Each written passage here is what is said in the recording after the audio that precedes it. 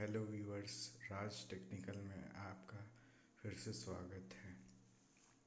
आज मैं आपको बताने वाला हूँ कि आप अपने बाथरूम के दीवार पर कौन सा टाइल्स लगाना सही होगा और ज़मीन के लिए कौन सा सही होगा, और कौन सा टाइल्स है जो आपको नहीं खरीदना है दीवार के लिए। ये सब मैं आपको इस वीडियो में बताने वाला हूँ।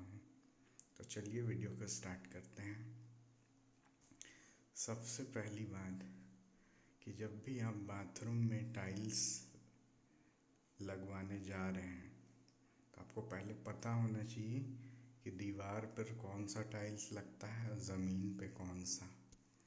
मोस्टली दीवारों पे जो टाइल्स लगती है वो रेक्टेंगल शेप की होती है और जो ज़मीन पे लगती है वो मोस्ट ऑफ द केस में स्क्वायर शेप की होती है। तो कभी आप ऐसा ना करें कि स्क्वायर शेप का टाइल्स दीवारों पे लगवा दें और रेक्टेंगल शेप का जो टाइल्स होता है उसको ज़मीन पे लगवा दें। दीवार पे हमेशा रेक्टेंगल शेप का ही टाइल्स लगवाएं और ज़मीन पे स्क्वायर शेप का लगवाएं। ये तो बात हो गई शेप की। अब आपको लगवाना कैसे है। आप सामने जो ये टाइल्स देख रहे हैं ये 1 फीट बाई 1 फीट का है, यानी लेंथ और ब्रेथ दोनों इसकी 1-1 फीट है। तो इस तरह का छोटा टुकड़ा वाला टाइल्स नहीं खरीदें। जब भी खरीदें टाइल्स तो टाइल्स बड़े बड़े साइज़ का लें, ताकि ये जो आप जॉइंट्स देख रहे हैं, इस तरह का जो जॉइंट्स है, ये अगर ये आप टाइल्स छोटा छोटा टुकड़ा खरीद लेंगे तो आपका ये जो दीवार में ये जो गैप्स दिख रहा है ये बहुत ज़्यादा हर जगह पर दिखेगा। तो इससे दीवार की खूबसूरती आपकी टाइल्स लगाने के बाद भी ख़त्म सी हो जाएगी आपकी, क्योंकि ये बहुत गंदा दिखता है। ये जो लाइनिंग्स हैं ये बहुत गंदा दिखेगा अगर आप छोटा टाइल्स खरीद लेंगे, छोटा शेप का खरीद लेंगे। जब भी खरीदें तो बड़े शेप का टाइल्स खरीदें। और ये जिस पोजीशन में लगा हुआ है ये टाइल्स, ये वर्टिकल पोजीशन में दीवार पे लगा हुआ है। दीवार पे टाइल्स कभी भी लगवाएं तो वर्टिकल पोजीशन में नहीं लगाएं, ऐसे खड़े शेप में हमेशा ऐसे लगवाएं। इस हॉरिजॉन्टल शेप में लगवाएं, वर्टिकल शेप में नहीं लगवाना है। हमेशा जब भी लगवाएं हॉरिजॉन्टल शेप में ही लगवाएं। कोशिश करें कि दीवार पर हमेशा हॉरिजॉन्टल शेप में ही टाइल्स को फिट कराएं, ताकि वो लगने के बाद बहुत सुंदर लगेगा। और ज़मीन का तो आपको पता ही है कि स्क्वायर शेप का है, तो स्क्वायर होता है, उसको तो कैसे भी लगाइएगा तो उसमें बड़ा छोटा तो होता नहीं है। मेक श्योर करें कि टाइल्स जब भी आप लें तो 1 बाई 1 साइज़ का ना खरीदें। 1 फीट यानी 1 फीट इंटू 1 फीट यानी लेंथ 1 फीट ब्रेथ 1 फीट वाला टाइल्स नहीं लें। टाइल्स हमेशा खरीदें तो बड़े क्वालिटी बड़े साइज़ का खरीदें, जिससे वो आपका एरिया ज़्यादा कवर करेगा। और ये आपके गैपिंग्स अगर होंगे भी तो बहुत कम गैप्स होंगे। और ब्रांड पर आ जाते हैं। मार्केट में बहुत सारे ब्रांड हैं, सोमानी है, कजारिया है, बहुत सारे ब्रांड्स आपको मिलेंगे, लेकिन मोस्टली कजारिया ब्रांड का टाइल्स मेरे एक्सपीरियंस के हिसाब से अच्छा होता है और वो थोड़ा बजट में भी बैठ जाता है सही से। उसकी क्वालिटी भी अच्छी होती है। सोमानी थोड़ी ओवर प्राइस्ड मुझे लगती है। और जब भी आप खरीदें टाइल्स तो 1 फीट बाई 1 फीट में ना लें, कुछ मॉडल्स मैं आपको बता देता हूँ। कजारिया में एल्बेट्रॉस नाम का एक आता है मॉडल, पॉलिश्ड नैनोटेक। वो 120 सेंटीमीटर इंटू 180 सेंटीमीटर साइज़ होती है उसकी। अब सेंटीमीटर में नहीं समझ में आ रहा है तो 120 सेंटीमीटर लेंथ हो गई, 180 सेंटीमीटर ब्रेथ हो गई। अगर इसको फीट में देख लें तो 4 फीट गुना 6 फीट साइज़ में ये आता है। ये साइज़ बहुत अच्छा साइज़ होता है। इसको आप हॉरिजॉन्टली लगवा लें दीवार पे, बहुत अच्छा लगेगा। दूसरा है मॉडल, दी अल्टीमा मॉडल है। ये भी 120 सेंटीमीटर इंटू 180 सेंटीमीटर में आता है। फीट में बात कर लें तो 4 फीट गुना 6 फीट। होटल लुक्स में ये आएगा एल्बेट्रॉस मॉडल, और अल्टीमा भी होटल लुक में आएगा। थोड़ा ग्लॉसी लुक में अगर आपको चाहिए तो हाई ग्लॉस में एक पल्पिश नेचुरल नाम का आता है मॉडल। वो 60 सेंटीमीटर इंटू 120 सेंटीमीटर में आता है। यानी कि लेंथ और ब्रेथ में बात करें तो इसका साइज़ हो गया 2 फीट गुने 4 फीट साइज़ में आता है। फिर उसी में एक मॉडल और आता है ऑनिक्स नाम से। वो 40 सेंटीमीटर इंटू 120 सेंटीमीटर में आता है। यानी कि इसका साइज़ हो गया 1 फीट 3 इंच गुने 4 फीट। इसी में आता है एक साइज़, एक आपके किचन के लिए भी ये टाइल्स एक स्पेशल आता है कजारिया में, प्राडा मॉडल। ये किचन के लिए ही स्पेशली होता है। कप प्लेट्स वगैरह बने होते हैं येलोइश कलर के शेड्स में, अलग अलग आते हैं। डेकोर मैट फिनिश होती है इसकी, किचन के लिए आती है। ये 60 सेंटीमीटर इंटू 120 सेंटीमीटर में आती है। यानी कि फीट में आप समझ लें तो 2 फीट गुने 4 फीट में आता है। और कभी भी, ये तो हो गए दीवार के टाइल्स की बातें। अब आपको मैं बताता हूँ कि ये दीवार का टाइल्स को दीवार पे चिपकाना कैसे है। हमेशा दीवार के टाइल्स को ग्राउटी पाउडर आता है मार्केट में, उससे चिपका लें। अच्छी क्वालिटी का ग्राउटी पाउडर यूज़ करें, जिससे आपका ये टाइल्स कभी भी दीवार से निकलेगा नहीं। और अब ज़मीन की बात कर लेता हूँ। ज़मीन पर आपको किस तरह का टाइल्स लगाना चाहिए, बाथरूम में स्पेशली। ये देखिए, ये जो टाइल्स आप देख रहे हैं ये थोड़ा सा दानेदार जैसा है, स्क्वायर शेप में। पहला बात कि ज़मीन के लिए जब आप खरीदें, फ्लोर के लिए, बाथरूम के फ्लोर के लिए, तो आप स्क्वायर शेप में ही खरीदें, क्योंकि स्क्वायर शेप में ही अच्छा लगता है। और 2 फीट गुने 2 फीट साइज़ में खरीदें। छोटा छोटा इस तरह का टुकड़ा में ना टाइल्स खरीदें।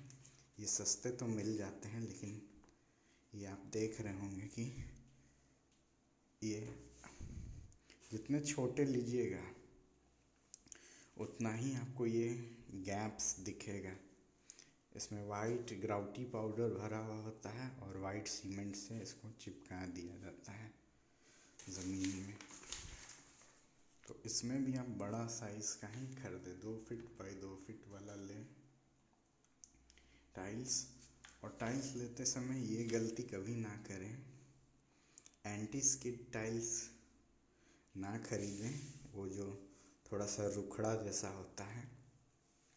शुरू में तो आप रुखड़ा सा ले लीजिएगा, लेकिन इसका ज़्यादा फ़ायदा नहीं होता है।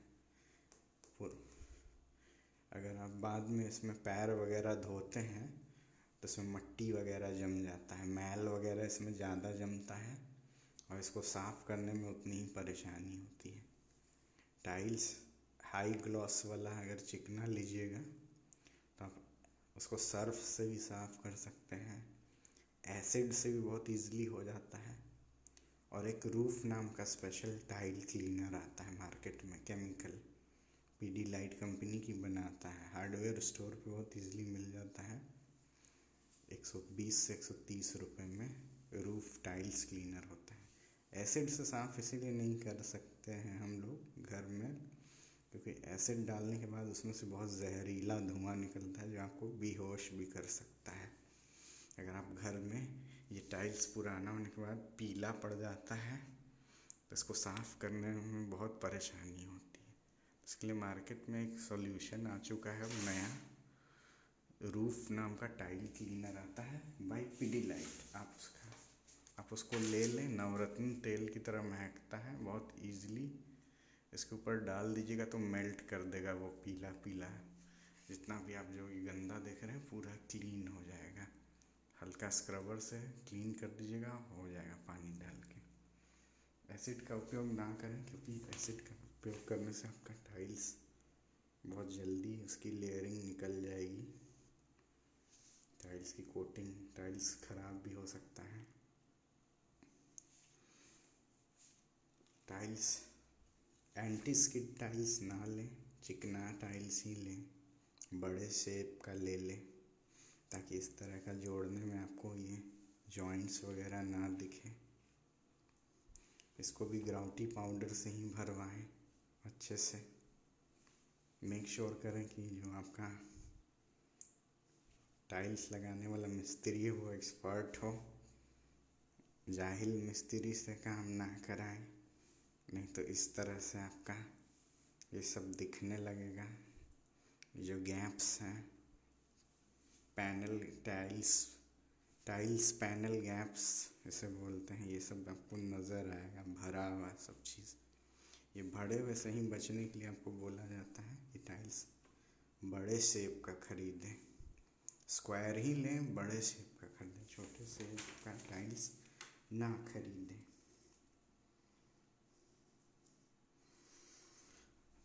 और इसको चिपकाने के लिए ग्राउटी पाउडर का इस्तेमाल करें, और कहीं कहीं पे जेके वाइट सीमेंट का भी इस्तेमाल कर सकते हैं आप।